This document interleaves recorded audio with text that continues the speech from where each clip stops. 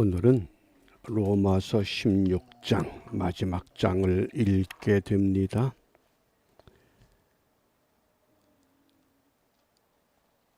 로마서의 결론은 이미 15장에서 결론을 맺었습니다. 그리고 서신의 마무리를 짓는 인사입니다. 그 인사하는 내용 중에서 우리가 묵상할 주제가 19절 말씀입니다.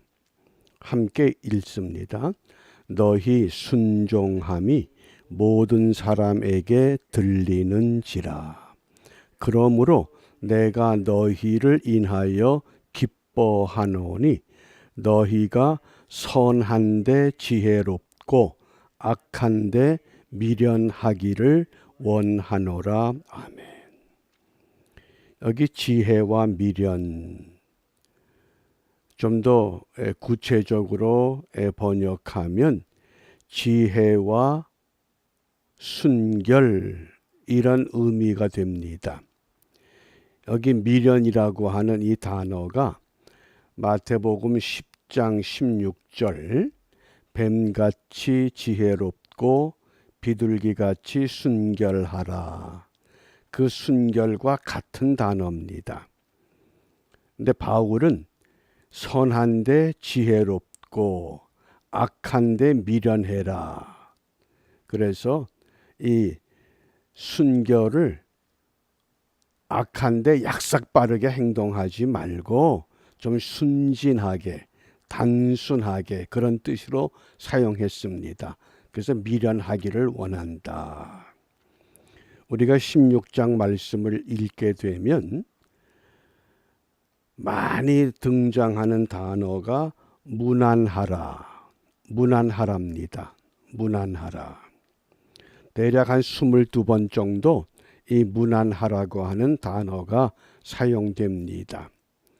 그 3절 말씀에 보면 너희가 그리스도 예수 안에서 나의 동역자들인 브리스가와 아굴라, 브리스가를 다른 말로 브리스길라, 이 브리스길라의 약자가 브리스가입니다. 브리스가와 아굴라에게 무난하라, 인사하라, 그런 뜻입니다.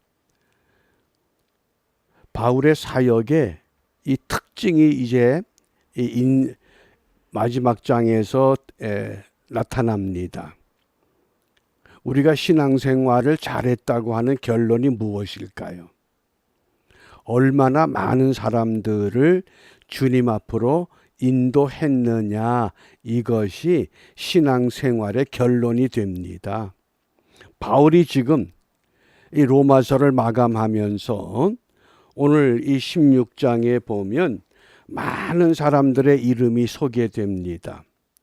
로마 교회 성도들 대략 한 27명, 또 고린도 교회 성도들 8명, 고린도에서 로마까지의 대략 거리가 1400km입니다. 우리가 서울과 부산을 3번을 갈 수 있는 거리입니다. 그리고 바울은 로마 교회를 방문해 본 적이 없습니다. 그런데도 로마 교회에 상당히 많은 성도들을 기억하고 알고 있습니다. 그들의 이름을 하나하나 소개하면서 그들에게 무난하라. 무슨 의미입니까? 그만큼 많은 사람들, 영적인 교제를 통해서 사람들을 세웠다고 하는 겁니다. 바꿔 말하면 우리가 신앙생활하면서 내가 세운 사람이 얼마나 됩니까? 내가 모태신앙이다, 3대째, 4대째, 그게 중요한 것이 아니라 내가 세운 사람이 얼마나 되는가. 우리가 이 바울과 같은 그런 믿음의 자세를 기도해야 합니다. 그래서 그 많은 사람들, 우리 언어에 낯선 그 이름들, 한국식 이름이 아니기 때문에 그 이름을 우리가 읽는 것조차도 어렵습니다. 그런데 그 많은 사람들을 하나하나 열거하면서 그들에게 문안해라. 문안한다는 건 뭡니까? 첫째는 내가 평안하다, 내가 건강하다 그 뜻입니다. 내가 편안하기 때문에 어디에 있든지 어떤 상황에 있든지 나는 편안하고 나는 건강하다. 그러면서 나는 참 행복하다. 뭐 때문에? 예수님 때문에. 당신들의 얼굴을 생각만 해도, 당신들의 이름을 떠올리기만 해도 나는 참 행복하고 건강하고 평안하다. 그러면서 또 무엇이 내포됩니까? 기쁘다는 겁니다. 그게 문안입니다. 그렇게 문안할 수 있는 믿음의 사람들이 도처에 있습니까? 정말 그런 사람들이 도처에 있다 그러면 오늘 우리가 이 바울과 같은 믿음의 길을 걸어온 줄 압니다. 그러면서 오늘 이 바울이 문안하는 그 사람들의 그 특징을 몇 가지로 보면 1절 말씀에 내가 겐그레아 교회의 일꾼으로 있는 우리 자매 베베를 너희에게 천거하노니. 베베라는 자매 여성입니다. 이 베베를 내가 너희들에게 추천한다. 근데 그 베베라는 이름의 뜻이 밝다 그런 뜻입니다. 빛나는 존재다. 우리가 이름을 다 가지고 있죠. 자기 이름에 의미가 있습니다. 호랑이는 죽어서 가죽을 남기고 사람은 죽어서 이름을 남긴다고 했습니다. 내가 내 이름에 걸맞는 믿음의 삶을 살았는가? 그러니까 바울은 그 베베를 통해서 참이 빛나는 존재, 내가 이 사람을 너희들에게 추천한다고 로마 교회 성도들에게 소개하는 겁니다. 내가 누군가를 누구에게 이 베베처럼 소개할 만한 사람이 있는가? 내가 믿음으로 세운 사람들이 얼마나 되는가? 지금도 그 사람들과 믿음의 교제가 계속되어 가고 있는가? 우리는 자칫 잘못하면 어떤 교회를 세웠다, 어떤 건물을 지었다. 그런데 그건 아무 의미가 없다는 겁니다. 왜냐하면 천국에 올라갈 수 있는 것은 사람이지 건물이 아니기 때문에 그렇습니다. 또 왜 그러면 이들에게 문안하라 그러는가? 문안하는 이유가 있습니다. 4절과 5절에 보면 저희는 내 목숨을 위하여 자기의 몫이라도 내어놓았나니. 사도 바울을 위해서 자기 목숨을 헌신할 수 있는 믿음의 사람들입니다. 이걸 동역자라 그랬습니다. 복음을 위한 동역자. 내가 궁핍하고 어려울 때, 내가 감옥에 갇혔을 때, 내가 매를 맞을 때, 내가 병들었을 때 나와 함께 목숨을 내놓을 만한 그런 믿음의 동역자들, 믿음의 사람들이 있는가? 그러니까 바울은 그들의 신앙의 흔적을 생각하면 이방인의 모든 교회도 저희에게 감사하느니라. 또 저희 교회에게도 문안하라. 나의 사랑하는 에베네도에게 문안하라. 저는 아시아에서 그리스도께 처음 익은 열매다. 그러니까 한 사람 한 사람 그 이름을 보면 참 놀라운 의미를 갖고 있습니다. 그래서 종합적으로 정리하면 이 당시 로마 교회 구성원들의 특징을 세 가지로 생각해 봅니다. 첫 번째는 유대인과 이방인이 있습니다. 이거 도저히 있을 수 없는 사례입니다. 한국의 개화기 때에 양반들이 예수를 믿게 되면 양반들만 모이는 교회가 세워집니다. 왜? 우리는 상놈들과 같이 예배할 수 없다고 판단했기 때문에. 그게 이 문화가 바뀌는 때에 발생할 수 있는 사회적인 현상입니다. 그런데 로마 교회는 유대인도 있고 이방인도 있습니다. 그 이름이 그렇습니다. 그 다음에 두 번째로 로마 교회의 특징은 자유인도 있고 노예도 있습니다. 노예에서 해방된 사람도 있습니다. 이게 도저히 당시 분위기로는 용납할 수 없는 그런 모습입니다. 유대인과 이방인이 섞여서 예배할 수 있고 자유인과 노예가 함께 예배할 수 있고 그 다음에 세 번째 특징이 남성도 있고 여성도 같이 있습니다. 한국 개화기 때 교회를 어떻게 예배당을 건축했습니까? 그게 기역자 예배당입니다. 기역자 예배당이 돼서 남자 앉는 자리가 따로 있고 여자 앉는 자리가 따로 있었습니다. 그게 개화기 때입니다. 그런데 벌써 이 당시에 로마 교회는 남성, 여성 구별하지 않고 함께 복음을 위해서 수고했다고 한 겁니다. 그래서 그런 이름들을 무수하게 지금 우리에게 소개하고 있습니다. 어떤 이름은 유대인이요, 어떤 이름은 이방인입니다. 어떤 이름은 자유인이요, 어떤 이름은 노예입니다.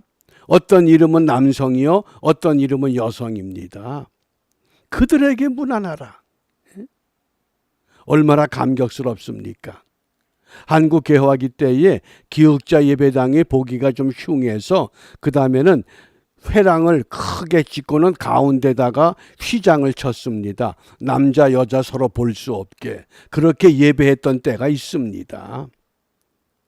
그런데 오늘 이 로마 교회를 보면 참 얼마나 아름다운 모습입니까?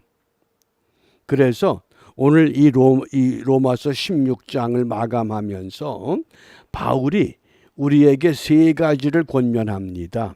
그 첫 번째가 17절입니다.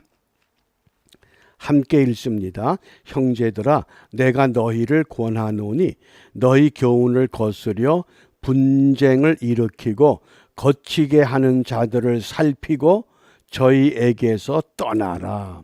여기 살펴라, 살피다, 경계하라 그 뜻입니다.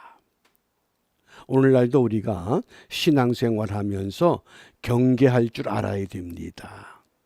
잘못된 교리, 잘못된 가르침, 잘못된 유행 같은 것 이것은 우리가 경계해야 됩니다. 그럼에도 불구하고 교회 성장학이라고 하는 이 굴레에서 성장하는 것이 무조건 좋다고 생각해서 큰 교회들이 하는 것을 아무런 분별 없이 그대로 모방하는 경우가 참 많습니다. 그걸 분명히 살피라고 말씀합니다.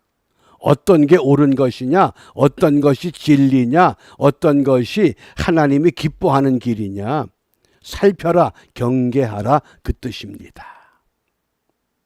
그래서 이거를 조금 더 구체적으로 설명하면 분별하라 그런 의미가 됩니다. 우리가 분별할 줄 알아야 됩니다.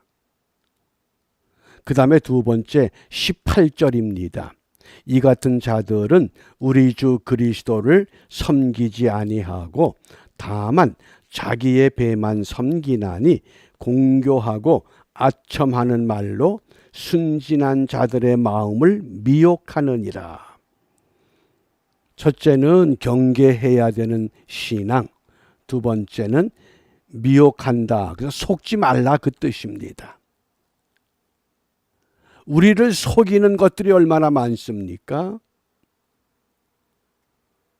그것에 절대 속으면 안 됩니다. 가짜가 진짜처럼 등장합니다. 그런데 진짜는 맥을 못 춥니다. 왜? 너무 초라하고 너무 작고 너무 힘이 없기 때문에. 그것이 아니라고 하는 말씀입니다. 첫째는 경계하라. 두 번째는 속지 마라. 그 다음에 세 번째입니다. 20절 말씀에 보면 평강의 하나님께서 속히 사단을 너희 발 아래서 상하게 하시리라. 창세기 3장 15절 말씀에서 여자의 후손이 뱀의 후손의 머리를 어떻게 한다고 그랬습니까? 상하게 한다, 승리한다 그 뜻입니다. 승리를 확신하라 그 뜻입니다. 어려운 것도 있고 고난도 있고 힘든 것도 있고 불편한 것 있습니다. 그러나 반드시 승리할 것을 확신하라는 겁니다.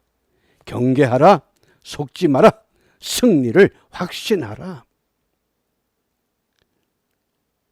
그래서 로마서의 총 주제가 믿음으로 의롭게 되는데, 믿음으로 의롭게 된 그것에 만족하지 말고 주님 오시는 그날까지 주님 앞에 바로 서기 위해서 이 현실 속에서 경계하고 속지 말고 마지막까지 승리를 확신하면서 서로 무난하려는 겁니다. 행복합니다. 건강합니다. 평안합니다. 기쁩니다. 그런 무난하려는 겁니다. 비록 함께 있지 못하고 함께 모이지 못하고 만나지 못하지만은 40년 전에 신앙생활했던 믿음의 사람들, 지금도 이따금 연락을 받으면 그 모습들이 떠오릅니다. 아, 그때 참 좋았다. 그때 그 시절의 믿음 생활이 얼마나 귀하고 아름다웠는가. 그 교제가 지금도 꾸준히 언제까지 가야 됩니까? 주님 오시는 그날까지. 우리가 주님 앞에 서는 그날까지. 그래서 바울은 오늘 로마서를 마감하면서 무난하라. 무난할 수 있는 신앙의 비결 3가지, 경계할 줄 알고 속지 말고 승리를 확신해야 된다. 그러면 우리가 오늘 우리 기도 제목이 나옵니다. 27절에 보면 지혜로우신 하나님께 예수 그리스도로 말미암아 영광이 세세 무궁토로 있을지어다. 오직 하나님께만 영광 돌리자. 어떻습니까? 우리가 자칫 잘못하면 사람이 높아지기가 쉽습니다. 사람이 존경받기가 쉽습니다. 모든 존귀 영광 주님 홀로 받으소서. 멸시 천대 십자가는 내가 지고 가오리다. 이렇게 찬송하면서도 마지막에는 무너지는 예가 너무 많습니다. 오직 하나님께만 영광 돌리게 하옵소서. 그리고 더불어서 우리가 이런 은혜를 누리고 사는데 지금 북한 땅에는 아직도 먹을 것조차 없어서, 신앙의 자유가 없어서 고통받는 형제들이 있습니다. 우리가 그들을 생각하면서 정말 그들에게 무난할 수 있는, 그들에게 희망을 줄 수 있는 그런 믿음의 길을 우리가 바르게 걸으면서 오늘 이 한날 주님의 은혜를 깊이 묵상하면서 지혜와 순결, 선한데 지혜롭고 악한데 미련함으로 인해서 선으로 악을 이기는 하나님의 사람으로 반듯하게 세워지는 일에 승리하는 우리 모두가 되시기를 바랍니다. 기도합니다. 자비하신 아버지 하나님, 저희들의 이름을 생명책에 기록하여 주심을 감사합니다. 이 세상에서도 천국 백성으로 살아갈 수 있도록 저희들에게 지혜와 순결의 길을 따를 수 있는 믿음 주시고, 이 믿음만 갖고 우리만 이러한 은혜를 누리는 것이 아니라 지금도 북한 땅에 자유를 누리지 못하는 수많은 우리의 동족들, 그들에게도 속히 자유가 허락되어 삼천리 반도 금수강산 하나님이 보호하고 하나님이 지켜주고 하나님의 은혜를 함께 누리는 아름다운 땅으로 축복하여 주시옵소서. 예수님 이름으로 기도합니다. 아멘.